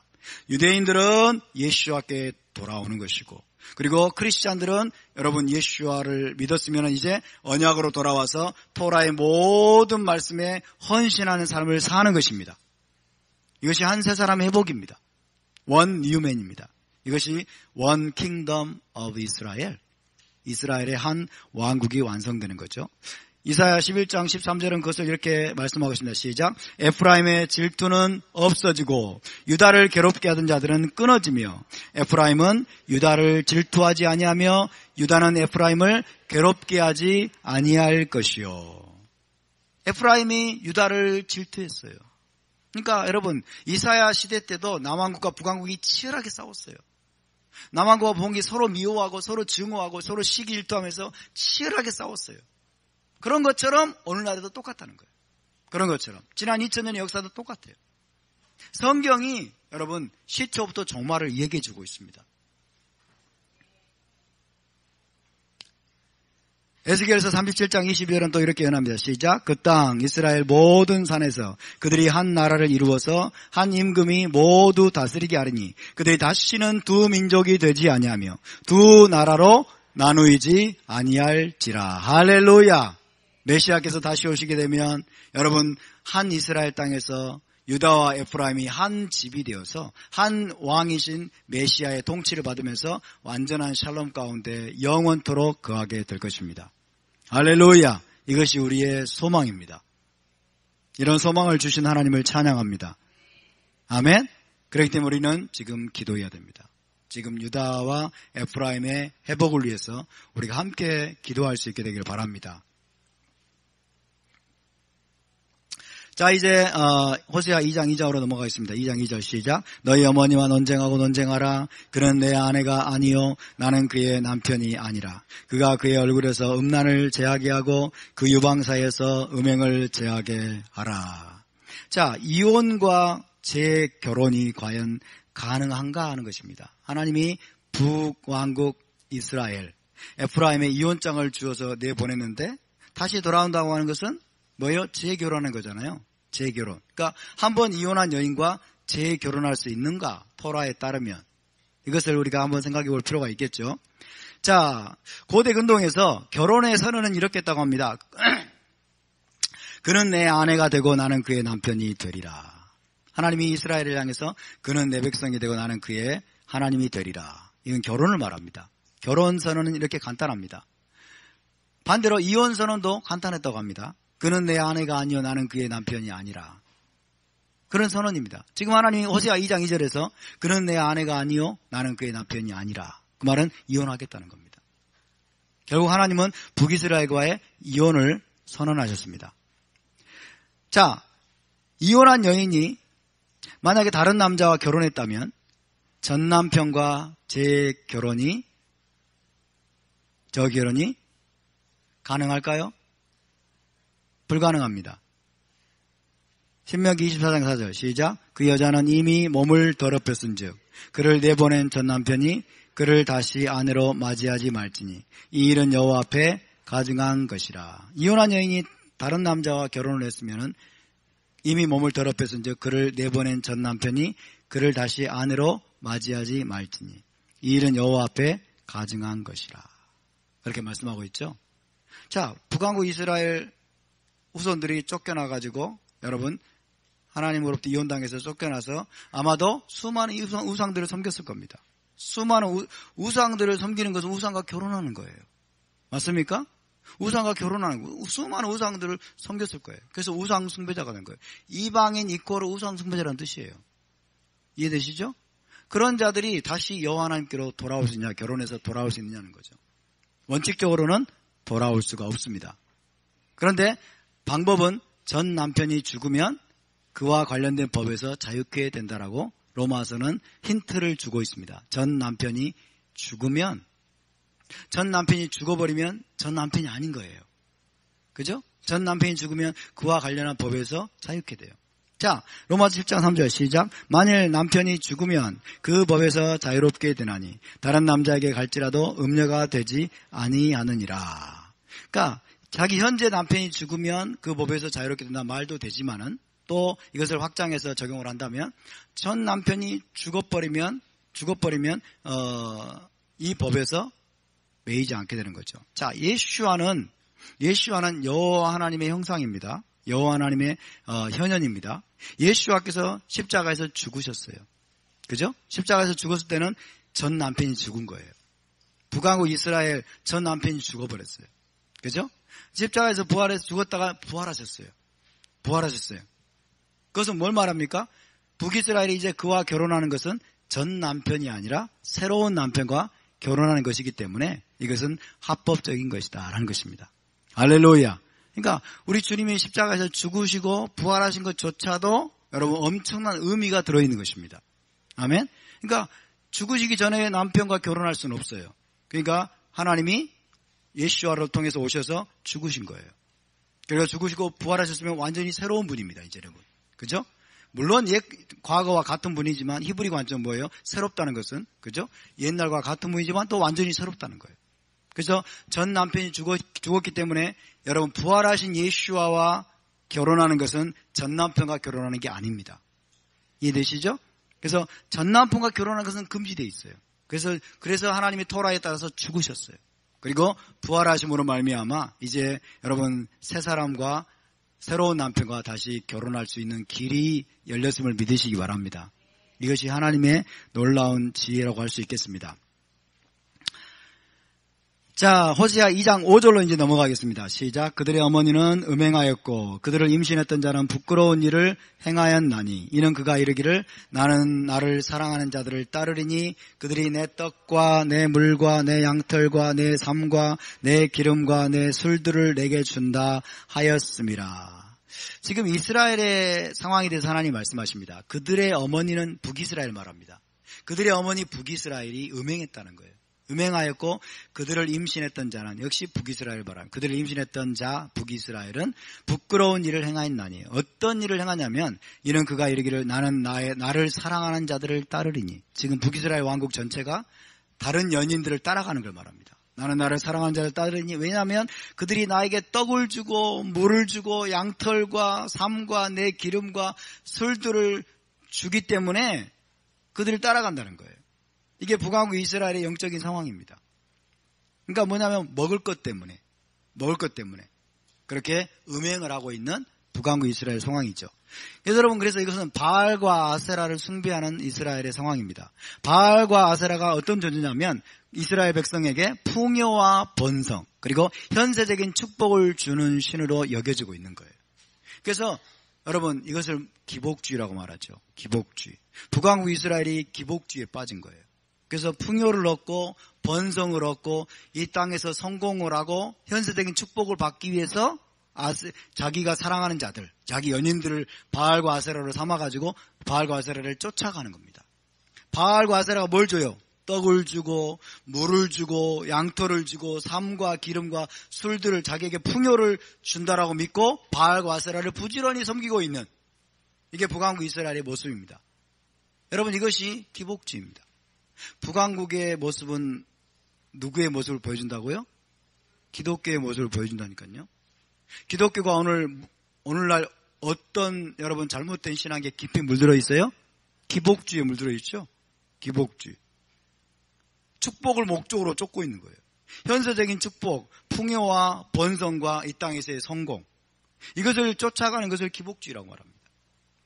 여러분, 풍요를 목적으로 삼고 현세적인 축복을 목적으로 삼고 이 땅에서 잘 되고 잘 먹고 잘 살고 부자가 되고 이 땅에서 번성하는 것을 목적으로 삼으면 여러분, 하나님의 이름을 부른다고 할지라도 사실상 바알과 아세라를 섬기는 겁니다. 아멘. 하나님을 바알과 아세라로 여기는 거예요. 이해되십니까? 여러분, 고대 근동에서 바알은 여러분 비와 폭풍의 신으로 여겨졌습니다. 바알은 비와 폭풍의 신, 비를 내려주는 신이에요. 비를 내려야 여러분 식물이 자랄 거 아닙니까? 비를 내려야 수확이 올 거 아닙니까? 그러니까 바알에게 부지런히 제사를 지르는 거예요. 바알과 아세라를 섬기는 것은, 이 아세라는 뭐예요? 풍요의 여신이에요. 아세라는 섹스의 여신이고 풍요의 여신이에요. 그래서 풍요와 번성과 다산을 주는 여신이에요. 다산을 주는 여신. 그러니까 바알과 아세라를 숭배하는 여러분 목적은 바로 그런 거예요.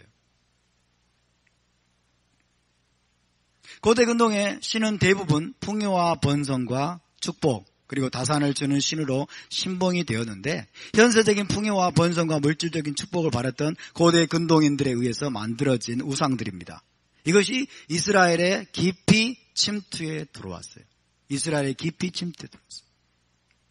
여러분, 우리는 이 땅에서 잘 먹고 잘 살고 성공하는 것이 목적이 되어서는 안 됩니다. 아멘. 이 땅에서 잘 먹고 잘 사는 것, 이 땅에서 성공하는 것, 이 땅에서 부자 되는 것, 이 땅에서 번성하는 것, 이 땅에서 풍요롭게 사는 것, 그것이 우리의 목적이 되어서는 안 될 줄로 믿습니다. 할렐루야. 그것을 위해서 하나님을 이용하면 안 돼요.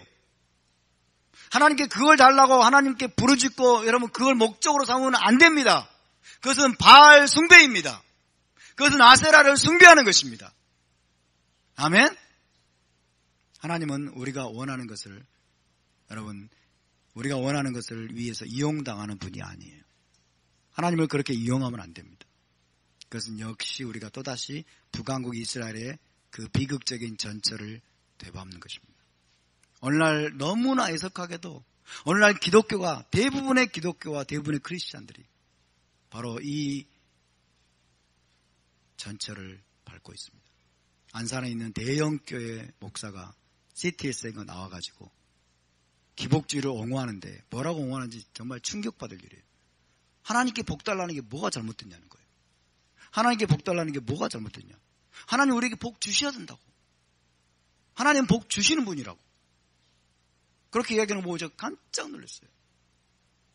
대형교회 목사가, 젊은 목사가, 여러분 인기 있고 영향력 있는 그 목사가 나와가지고 기독교 방송에서 세상에 하나님을 그런 분으로 묘사하고 있어요. 하나님은 물론 복을 주십니다. 아멘? 하나님은 물론 복을 주시지만, 그러나 하나님이 우리에게 먼저 주기를 원하는 것은 여러분 단순히 현세적인 축복이 아니라는 것을 기억하시기 바랍니다. 아멘? 하나님 우리에게 궁극적인 복을 우리를 위해서 준비하고 계십니다.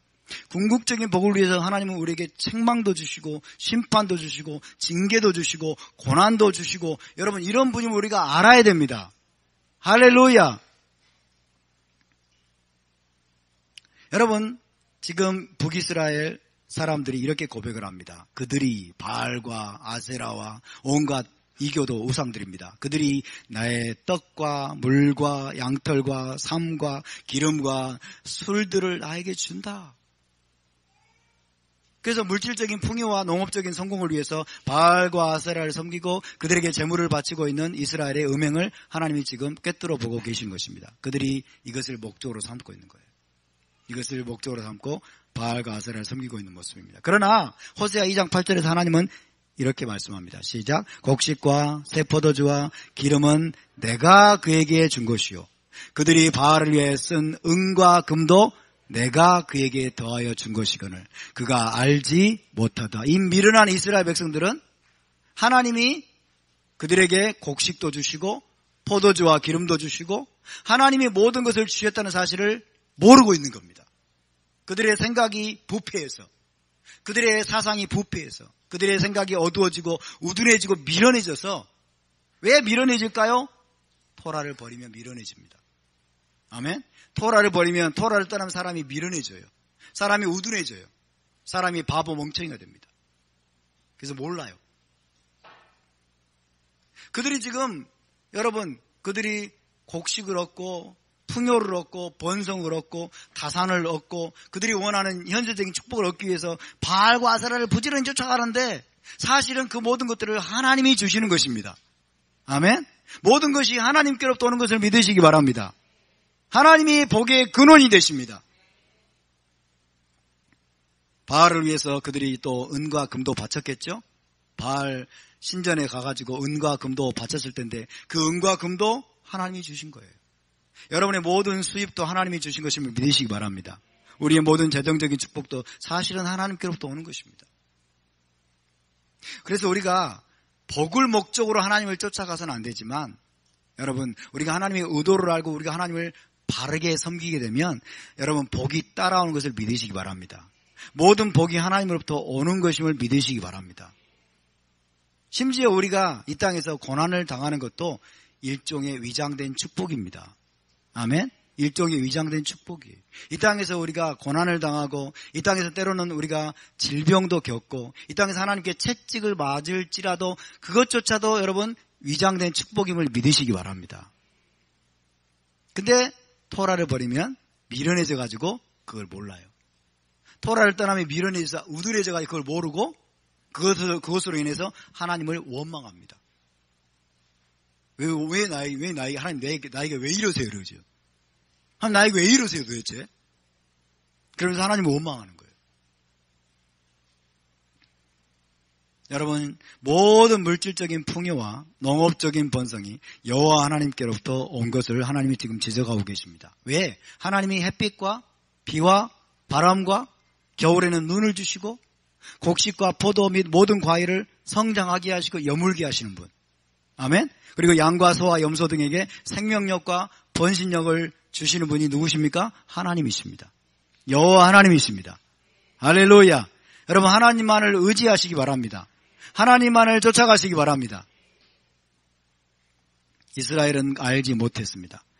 호세아 2장 11절 13절의 시작. 내가 그의 모든 희락과 절기와 월삭과 안식일과 모든 명절을 패하겠고 그가 사랑하는 자를 따라가서 나를 잊어버리고 향을 살라 바알들을 섬긴 시일대로 내가 그에게 벌을 주리라. 여호와의 말씀이니라. 내가 그의 모든 희락과 절기와 월삭과 안식일과 모든 명절을 패하겠고. 이러니까 또 기독교 신학자들이 봐라 이제 이 하나님이 이스라엘에게 모든 명절을 패하겠다고 하지 않느냐? 그러면 언제 패해졌느냐? 십자가로 패해졌다는 거예요. 이런 말도 안 되는 주장들을 또 하는 겁니다. 그게 그런 의미가 아니에요. 말도 더듬네. 그죠? 너무 기가 막히니까 말도 잘 안 나와. 여러분 이스라엘의 죄는 하나님이 여기서 또 말씀하십니다. 토라와 절기를 이들이 버리거나 변질시키거나 혼합한 것입니다. 토라를 버렸다고 말씀했어요. 토라를 버리고 그리고 절기를 변개시켜요. 절기를 혼합시킵니다. 그리고 절기를 섞어버립니다. 그죠? 북이스라엘의 모습은 누구의 모습을 보여준다? 기독교의 모습을 보여준다. 지난 2000년 동안 기독교가 토라를 버리고 절기를 버리고 혹은 절기를 섞어버렸죠. 혼합해버렸죠. 하나님이 말씀하지 않은 이교도의 절기를 교회 안으로 끌어들여서 여러분 그들이 하나님께서 명하시지 않은 일들을 행했습니다. 자, 북이스라엘 봅시다. 건국 초부터 금송아지를 단과 베델에 세워서 숭배를 했습니다. 토라를 어긴 겁니다. 토라를 정면으로 어긴 겁니다. 초막절을 또 7월 15일에서 8월 15일로 바꿨습니다. 절기를 변개시킨 거예요. 여호와의 절기를 바꿔버렸습니다. 그리고 레인이 아닌 자들로 제사장을 삼았어요. 이것도 토라를 버린 겁니다. 토라를 바꾼 거예요. 그래서 결국 하나님과 맺은 언약을 더럽히고 이들이 토라를 내던진 겁니다. 여러분, 토라를 버리는 것은 이것은 결코 쉬운 일이 아니에요. 토라를 버리고 무시하는 것은 가벼운 일이 아닙니다. 샤밧을 무시하고 절기를 무시하고 여러분 이런 것들을 무시하는 건 가벼운 일이 아니라 하나님과 맺은 언약을 더럽히는 행위예요. 아멘? 하나님과 맺은 언약을 더럽히는 행위라고요. 온 우주의 왕이신 하나님과 언약을 체결했어요. 언약을 체결하고 하나님이 언약의 표징으로 샤밧을 주셨어요. 샤밧을. 안식일을 지키라고 말씀했어요. 언약의 표징으로. 근데 안식일을 짓밟고 안식일을 무시하고 버리면 하나님의 온 우주의 왕이신 하나님과 맺은 언약을 더럽히는 것이기 때문에 하나님 뭐라고 말씀하십니까? 무서운 경고를 하시죠. 안식일을 더럽힌 자는 누구든지 죽여라고 말씀하신 거예요. 그 정도로 이건 심각한 일이라는 거예요. 아멘? 그 정도로 심각한 일인데 우리 기독교인들은 심각한 일인 줄을 모르고 있고 안식일을 준행하려고 하는 것을 오히려 반대하고 공격하고 핍박하고 하는 일을 하죠. 그죠? 누구처럼? 북이스라엘처럼. 북이스라엘 모습은 누구의 모습을 보여준다? 기독교의 모습을 보여주고 있어요. 북이스라엘처럼 영락없이 그렇게 하고 있어요. 그렇죠? 여러분, 당시 북이스라엘의 상황을 다시 한번 말씀드리면 안식일과 여호와의 절기를 어느 정도는 지켰습니다. 어느 정도는 지켰지만 그 시간에도 죄를 범하고 안식일과 여호와의 절기 때도 우상에게 향을 사르고 제물을 바쳤어요. 안식일과 여호와의 절기 때도 우상에게 향을 사르고 제물을 바쳤습니다. 그리고 두 번째로는 이교도들의 수많은 절기들을 도입했어요. 바알의 절기가 있습니다. 아세라의 절기가 있습니다. 그죠? 수많은 이교도, 우상들을 숭배하면서 그 이교도의 절기들을 도입하여 그 절기 때마다 향을 사르고 제물을 바쳤어요. 오늘날도 똑같습니다. 오늘날 여러분 교회의 모습 똑같습니다. 이교도의 절기들을 가지고 들어와가지고 여러분 사순절이니 부활절이니 성탄절이니 이런 절기들을 지키고 있지 않습니까? 누구를 경외하는 겁니까 도대체? 사순절에 누구를 경외하는 겁니까? 사순절을 지키는 것은 누구의 칙령과 누구의 명령을 따르는 겁니까? 누구의 명령을 준행하는 겁니까? 태양신의 명령을 준행하는 것이 아닙니까? 어디에 성경에서 사순절을 지키라고 되어 있습니까? 어디에서 부활절을 지키라고 되어 있습니까? 이것은 태양신의 명령을 따르는 거예요. 태양신의 칙령을 따르는 거예요. 태양신의 칙령을 따르면서 예수님의 이름을 부른다고요? 이것이 혼합주의죠. 아닙니까? 그렇죠? 사순절의 기원을 아십니까? 사순절의 기원? 탐무즈가 여러분 사냥을 나갔다가 야생 돼지에게 바쳐가지고 40세에 죽었어요. 탐무즈라고 하는 바벨론의 신이잖아요. 그죠? 바알의 아들입니다. 태양신의 아들이. 그 탐무즈가 죽었어요. 그래서 40세에 죽은 것을 애곡하면서 여러분 40일 동안 사순절을 지키는 거예요. 그게 사순절의 시작이에요. 그죠? 이교도들이 만들어놓은 그 절기에 철석같이 순종해서 사순절을 의미 있게 보내기. 이게 여러분 장신대나 이런 데서 그런 책들을 막 만들어내고 그런 프로그램들을 만들어가지고 오늘날 교회 교육에 엄청나게 보급을 하고 있어요. 그러니까 사순절 지키는 게 점점 활성화되고 있어요. 정말 어처구니없는 일이 벌어지고 있습니다. 북왕국 이스라엘의 모습과 오늘날 교회의 모습이 지난 2000년도 교회의 모습이 똑같습니다. 그래서 하나님은 그의 모든 희락과 절기와 월삭과 안식일과 모든 명절을 폐하겠다라는 하나님의 의도는 뭐냐면 아수르에 의해서 쫓겨나게 함으로써 변질되고 혼합된 절기들을 더 이상 지키지 못하게 하시겠다는 거예요. 이해되십니까? 북왕국 이스라엘을 심판하셔서 쫓겨나게 하셔서 더 이상 그 혼합되고 변개된 절기들을 지키지 못하게 하시겠다는 말씀입니다. 왜냐하면 절기나 성회에 아울러서 죄를 범하는 것을 하나님은 견디지 못하신다고 이사야서 1장 13절에서 말씀하고 있습니다. 너희가 성회와 아울러 죄를 범하는 것을 내가 견디지 못하겠노라 그랬어요. 절기를 지킨다면서 죄를 범하고 악을 행하고 하나님은 견디지 못하신다. 여기서 우리가 절대로 오해하지 말아야 될 것은 하나님의 안식일과 여호와의 절기를 완전히 폐하시겠다는 말이 아니라는 겁니다. 아시겠죠? 안식일과 여호와의 절기 자체는 아무 문제가 없습니다. 그것은 하나님이 명하신 것이기 때문에. 할렐루야. 호세아서 2장 14절 15절로 넘어갑니다. 시작. 그러므로 보라 내가 그를 타일러 거친 들로 데리고 가서 말로 위로하고 거기서 비로소 그의 포도원을 그에게 주고 아골골짜기로 소망의 문을 삼아 주리니. 왜 여기서는 해필 또 거친 들이라고 번역을 했을까요? 광야로 번역하지. 그래서 헷갈리게 만들어요, 사람들을. 성경이 일관성이 없게 만들고. 광야로 데려간다는 거예요, 광야로. 이제 하나님이 마지막에 북왕국 이스라엘을 마지막으로 회복하기 직전에 하나님이 어디로 데려가냐면 광야로 그들을 데려가시겠다고 말씀하십니다. 아멘? 따라서 이스라엘은 광야에서 신부가 됩니다. 아멘? 광야에서 신부가 돼요. 그래서 광야는 하나님께 굉장히 소중한 장소예요. 광야는 하나님께 굉장히 특별한 장소예요. 광야는 이스라엘에게 있어서도 굉장히 특별한 추억의 장소예요. 중요한 장소입니다.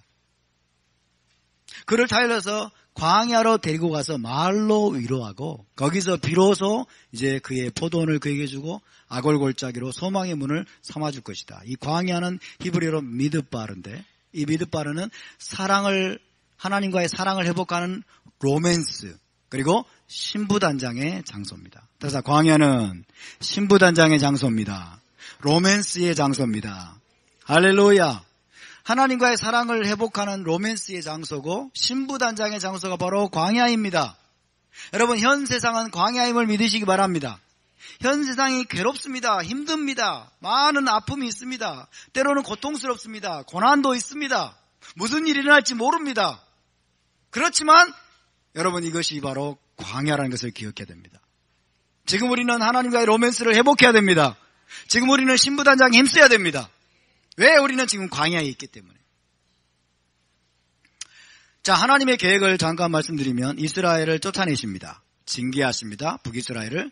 그 다음에 그것을 통해서 진정한 회개를 통해서 다시 마지막에는 하나님께로 돌이킵니다. 하나님께로 돌이키면 이제 하나님이 그들을 광야로 데려가서 사랑과 친밀함을 회복하고 언약을 갱신합니다. 언약을 새롭게 한다는 거예요. 다시 한번 언약을 새롭게 하고 정혼식을 다시 한번 하시고 그 다음에 마지막으로는 약속의 땅에서 이제 결혼을 완성하는 거예요. 구속을 완성하는 것. 이것이 하나님의 계획입니다. 자, 광야는 여러분 처음부터 이스라엘이 하나님과 언약을 체결하고 토라를 받은 것이죠.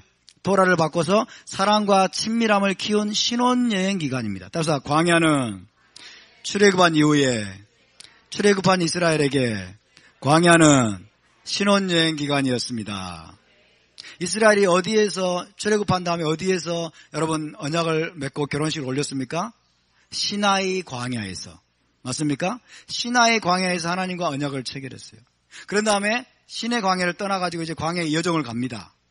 그죠? 그 광야의 여정이 뭐예요? 신혼여행 기간이에요. 허니문 피리어드입니다. 아멘? 이것이 토라와 선지서에서 말씀하고 있는 거예요. 그러니까 히브리 관점에서 광야는 부정적인 곳이다, 긍정적인 곳이다. 히브리 관점에서 광야는 굉장히 긍정적인 곳입니다. 자, 예레미야 2장 2절에 이것이 분명히 나와 있습니다. 시작. 가서 예루살렘의 귀에 외칠지니라. 여호와께서 이와 같이 말씀하시기를 내가 너를 위하여 내 청년 때의 인애와 내 신혼 때의 사랑을 기억하노니 곧 씨 뿌리지 못하는 땅 그 광야에서 나를 따랐음이니라. 씨 뿌리지 못하는 땅 광야에서 하나님을 이스라엘이 따라갔어요. 이거는 출애굽 이후의 사건을 지금 이야기하고 있는 것입니다. 그죠? 광야에서 하나님을 부지런히 따라갔던 때를 하나님이 지금 뭐라고 표현하고 있냐면 내 청년 때의 헤세드, 인애와 그리고 내 신혼 때의 사랑이라고 말했어요. 그죠? 그러니까 시내산 기슭에서 시나이 광야에서 하나님과 결혼 언약을 맺고 이제 여러분 갓 결혼한 신부가 된 겁니다. 그리고 그 광야의 여정은 여러분 하나님을 따라갔던 여러분 신혼여행 기간으로 하나님이 지금 말씀하고 있는 것입니다. 할렐루야. 그랬던 것처럼 이제 마지막 이스라엘이 회복될 때에도 하나님이 다시 어디로 들어간다? 광야로 데려갈 것이다. 광야로.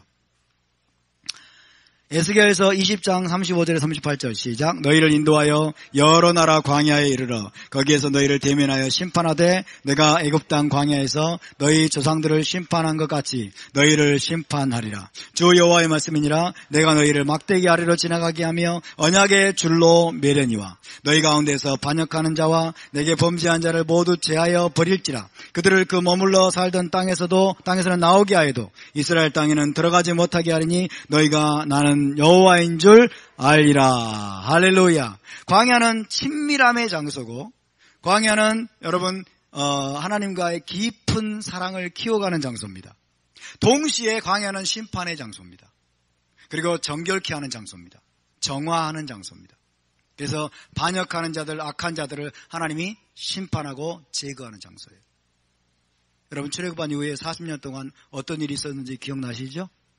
하나님께 반역하고 대적하고 불순종하는 자들을 하나님이 다 엎드려져 죽게 만들었어요. 광야는 바로 그런 장소입니다. 다시 한번 호세아 2장 14절 15절 시작. 그러므로 보라 내가 그를 타일러 광야로 데리고 가서 말로 위로하고 거기서 비로소 그의 포도원을 그에게 주고 아골 골짜기로 소망의 문을 삼아 주리니. 그래서 여러분 하나님은 광야에서 사랑과 헌신을 회복하게 하십니다. 언약을 갱신하는 게 그거죠. 사랑과 헌신을 하나님에 대한 사랑과 헌신을 회복하게 하신 후에 신부를 이제 약속의 땅으로 데려가십니다. 신부를 약속의 땅으로 데려가신 후에 포도원을 돌려주겠다라고 말씀해요. 광야에서 포도원을 준다는 말이 아니고 광야에서 새 언약을 체결하고 이제는 약속의 땅으로 데려가서 그의 포도원을 이제 그에게 비로소 줄 것이라고 말씀합니다. 포도원은 풍요와 번성과 샬롬을 상징합니다. 샬롬, 그죠? 그래서 광야의 시간을 통과한 자들, 광야를 통해서 언약을 새롭게 하고 그 다음에 하나님에 대한 사랑과 헌신을 회복한 자들은 하나님이 약속의 땅으로 데려가서 그에게 포도원을 돌려줄 것이라고 말씀합니다. 풍요와 번성과 샬롬을 다시 그들에게 회복시켜 줄 것이다. 그러면서 아골 골짜기로 소망의 문을 삼아줄 것이다 말씀합니다. 아골 골짜기는 어디에 있습니까? 여리고 근처 요단 강가에 있는 저주의 계곡입니다. 저주. 아코르예요. 아코르가 히브리어로 저주란 뜻입니다. 아코르. 따라서 아코르. 아코르. 여리고 근처 요단 강가는 이스라엘 땅의 입구라고 말할 수 있어요. 이스라엘 땅의 입구. 그죠? 이 저주의 계곡은 왜 아골 골짜기로 불리게 됐습니까? 아간과 그의 가족들이 돌에 맞아 죽은 후에 묻힌 곳. 그래서 아코르, 아골 골짜기라고 그랬죠. 아골 골짜기. 기억나시죠? 여리고 전투에서 아간이 여러분 뭐예요? 모든 전리품들을 하나님이 헤렘이라고 그랬어요. 헤렘. 여호와께 바친 물건이다. 근데 이 아간이 숨겼죠. 시나이산 외투와 금과 이런 것들을 숨겼어요. 그래서 온 이스라엘로 하여금 패배하게 만들고 여러분 이스라엘을 하나님의 심판을 받게 만들었기 때문에 아간과 그의 가족들을 돌로 쳐 죽이고 그들이 묻힌 장소. 그래서 그것은 저주의 계곡이에요. 아코르. 이것이 이스라엘 입구 쪽에 있습니다. 이스라엘에 들어가는 관문 쪽에. 그것이 아코르입니다. 근데 그 골짜기를 하나님이 소망의 문으로 아골을 바꿀 것이다. 아골 골짜기를. 소망의 문을 히브리어로 페타크티크바라고 합니다. 페타크티크바. 해볼까요? 페타크티크바. 페타크티크바. 네, 페타크는 관문이라는 뜻이죠. 관문. 그죠? 이스라엘로 들어가는 관문이 저주라는 이름을 가지고 있으니 참 이거 그림이 안 맞죠? 그러나 메시아 왕국이 오게 되면 여러분 이 아코르라는 이 저주가 되어 있는 이 관문이 소망의 관문이 될 것이다. 할렐루야. 소망의 문이 될 것이다. 소망의 문으로 하나님이 변화시켜 주실 것이라고 말씀합니다. 페타흐티크바, 소망의 문으로 바꿀 것이다. 그래서 무슨 의미냐면 그곳을 통해서 약속의 땅으로 들어가기 때문에 거기를 소망의 문이라고 말하는 겁니다. 소망으로 들어가는 관문이라는 거예요. 거기가 이제 저주로 들어가는 관문이 아니라 이제는 소망으로 들어가는 관문으로 바뀔 것이다. 여러분, 메시아는 이스라엘 백성에게 페타흐티크바가 되신 분을 믿으시기 바랍니다. 우리 주 예수와는 페타흐티크바이십니다. 소망의 관문이 되십니다. 천국으로 들어가는 소망의 문이 되신 주님을 찬양합니다. 예수와가 우리의 페타흐티크바이십니다. 할렐루야. 우리가 그분을 신실하게 따르게 되면, 우리가 올바로 따르게 되면 저주가 바뀌어서, 아코르가 바뀌어서 페타흐티크바가 될 것을 믿으시기 바랍니다. 자, 광야 기간에 이스라엘은 출애굽 후에 광야 기간을 통해서 훈련과 정화의 과정을 거친 후에 젖과 꿀이 흐르는 땅을 기업으로 받았습니다. 바미드바르, 민수기는 광야에서 이스라엘이 신부로 단장되는 과정을 또 기록을 하고 있습니다. 이스라엘에게 있어서 열방에서 포로 생활하는 기간이 또 광야에 해당합니다. 바벨론에 쫓겨나고 아수리에서 쫓겨나가지고 열방에서 포로 생활하는 기간이 또 광야 기간에 해당하기도 합니다. 어쨌든 신부는 광야에서 단장이 되고 광야에서 정결케 준비가 되어서 약속의 땅으로 들어가게 된다. 광야의 기간을 통과하면서 우리 안에 진정한 회개가 일어납니다. 그리고 우리가 하나님을 더욱더 사랑하게 되고 하나님만을 의지하게 되고 하나님에 대한 헌신과 충성을 회복하게 됩니다. 그래서 약속의 땅으로 들어가게 된다는 것이죠. 자, 그래서 이제 호세아 2장 16절로 넘어갑니다. 시작. 여호와께서 이르시되 그날에 내가 나를 내 남편이라 일컫고 다시는 내 바알이라 일컫지 아니하리라. 굉장히 중요한 의미가 있죠. 이제 이게 언약이 완전히 회복이 되면, 북이스라엘이 완전히 회복이 되면 하나님을 내 남편이라고 일컫고 다시는 내 바알이라고 일컫지 않을 것이다 말씀하죠. 아까 말씀드린 것처럼 여러분, 북이스라엘은 바알 숭배가 너무나 성행한 나머지 바알도 바알이라고 부르고 여호와도 바알이라고 불렀던 거예요. 더 정확히 말하면 바알도 바알리 이렇게 부르고 여호와도 바알리 이렇게 부른 거예요. 그래서 여호와와 바알이 구분이 되지 않았어요. 그랬는데 하나님이 이제 회복의 때가 되면 여호와를 바알리라고 더 이상 부르지 않아요. 그리고 이쉬라고 부르게 이쉬라고 하는 것은 남자라는 뜻도 되고 남편이라는 뜻도 됩니다. 그래서 이쉬 그러면 나의 남편이라고 하는 거예요. 그러니까 이것은 무슨 말이냐면 여러분, 이제 하나님을 바알리라고 부를 수도 있어요. 그죠? 바알이란 말이 나의 주란 뜻이니까 나의 주님이라고 부를 수도 있는데 이게 뭐예요? 가나안의 그 풍요의 신을 생각나게 만드는 이름을 다시는 부르지 않을 거라는 거예요. 그 말은 무슨 말입니까? 혼합주의로부터 완전히 하나님이 이스라엘을 건져내겠다는 것입니다. 할렐루야. 그래서 바알 숭배로부터 이스라엘을 완전히 정결케 하고 깨끗게 하는 사인인 것입니다.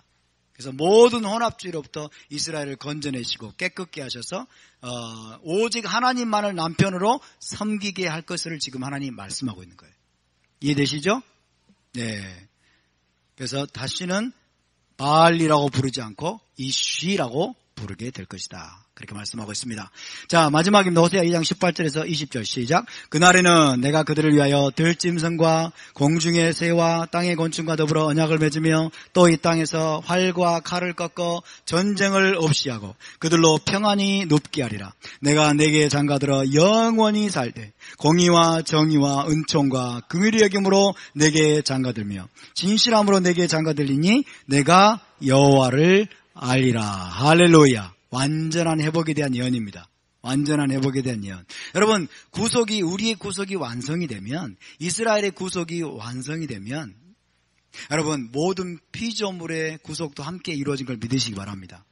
계속 말씀드리지만, 하나님의 구속의 패키지 안에는 땅의 구속, 피조세계의 구속까지 들어있음을 믿으시기 바랍니다. 이 땅이 하나님께 중요합니다. 이 피조세계가 하나님께 중요합니다. 하나님은 들짐승도 소중하게 여기십니다. 들짐승과 공중의 새와 땅의 곤충과 더불어 언약을 맺을 것이라고 말씀하고 있어요. 활과 칼을 꺾어서 전쟁을 없이 하고 그들로 평안히 눕게 하리라. 완전한 샬롬의 시대가 올 것이라는 것입니다. 완전한 이 피조 세계가 이 땅이 회복되지 못하고 완전한 샬롬이 임하지 않는 주된 책임은 누구한테 있습니까? 이스라엘에게 있고 우리에게 있습니다. 그래서 우리가 회개해야 됩니다. 아멘? 인간에게 달려 있어요. 인간이 문제입니다. 자, 여러분 새 언약은 봅시다. 새 언약은 광야에서의 모든 징계와 훈련이 끝난 후에 하나님은 유다의 집과 또 이스라엘 집과 새 언약을 체결합니다. 새 언약을 체결하게 되면 완전한 샬롬이 임하게 되죠. 완전한 샬롬. 그래서 새 언약은 또 다른 말로 어떻게 부르냐면 샬롬의 언약으로 불리기도 합니다. 샬롬의 언약. 그죠? 브리트 샬롬이라고 부르죠. 브리트 샬롬. 브리트 하다샤. 브리트 하다샤 이꼬르 브리트 샬롬이라고도 불립니다. 그죠? 그러니까 온 이스라엘 12지파, 유다의 집과 에프라임 집과 공동체적으로 국가적으로 새 언약을 체결하는 때는 아직 오지 않았어요. 따라오지 않았습니다. 그 새 언약을 체결하게 되면 여러분 이제 완전한 샬롬이 오게 됩니다. 이스라엘 땅에 완전한 샬롬이 오게 되고 피조 세계와도 샬롬이 임하게 됩니다. 아멘. 자, 에스겔서 34장 25절 시작. 내가 또 그들과 화평의 언약을 맺고 악한 짐승을 그 땅에서 그치게 하리니 그들이 빈들에 평안히 거하며 숲을 가운데서 잘지라. 할렐루야. 이게 새 언약입니다. 이 새 언약이 화평의 언약으로 불립니다. 브리트 샬롬. 그들과 화평의 언약을 체결하게 되면 온 이스라엘과 새 언약을 체결하는 거예요. 온 이스라엘과 마지막으로 화평의 언약을 체결하는 거예요. 그렇게 되면은 악한 짐승이 이스라엘 땅에서 그치게 된다고 말합니다. 이스라엘 땅에서. 그래서 그들이 빈들에 평안히 거해도 짐승에게 잡아먹히거나 들짐승에게 해를 당하는 일이 없게 돼요. 그죠? 피조 세계와도 하나님 언약을 체결한다고 말씀하고 있어요. 그래서 숲을 가운데서 그들이 평안하게 잠을 자게 될 것이다. 그래서 결혼의 완성은 이제 여러분 19절 20절입니다. 19절 20절에 완전한 공의, ጼ덱, 그리고 정의, 미시파트, 그리고 은총, 헤세드, 긍휼, 라하밈, 그리고 진실함, 에무나, 진실함으로 하나님이 이스라엘과 결혼하게 될 것이다. 그 말은 완전한 공의와 정의와 은총과 긍휼과 진실함이 온 이스라엘에게 완전히 회복된다는 것을 말합니다. 아멘. 그래서 이스라엘이 여러분 새 언약을 체결하고 완전한 공의와 정의와 은총과 긍휼과 진실함을 회복하게 되면 이제 하나님과 영원히 동거하게 되는 것입니다. 하나님의 쉐키나가 이 땅에 이스라엘 땅에 임하게 되고 여러분 완전한 언약, 이 언약이 완전히 완성되어서 영원토록 하나님과 동거하게 될 것입니다. 하나님이 다시는 이스라엘을 버리지 않을 겁니다. 하나님이 다시는 이스라엘을 떠나지 않을 겁니다. 할렐루야! 이것이 호세아서에서 예언하고 있는 놀라운 말씀이에요. 우리 19절 20절 다시 한번 볼까요? 19절 20절 시작. 내가 내게 장가들어 영원히 살되 공의와 정의와 은총과 긍휼이 여김으로 내게 장가들며 진실함으로 내게 장가들리니 내가 여호와를 알리라. 할렐루야. 내가 여호와를 알리라. 완전하게 아는 것입니다. 하나님도 우리를 알고 우리도 하나님을 알게 되는 완전한 결혼, 완전한 구속이 여러분 이제 그 땅에서 이스라엘을 맞이하게 될 것이고 이제 그날이 가까이 다가왔음을 믿으시기 바랍니다. 아멘. 그러기 위해서 이것이 이미 성경에 나와 있기 때문에 그래서 토라가 중요한 거예요. 왜? 토라는 여러분 공의와 정의와 라하밈과 ጼ데크와 그리고 헤세드와 그리고 에무나를 우리에게 알게 하기 때문입니다. 아멘. 토라가 완전히 회복되는 거예요. 토라가 완전히 회복되는 거예요. 이것을 호세아를 통해서 우리에게 예언하고 있습니다. 너무나 여러분 기대가 되지 않습니까? 너무나 흥분되지 않습니까? 이날이 속히 오기를 원합니다. 속히 오기를 원합니다. 우리 함께 일어나서 기도하고 오늘 마무리하도록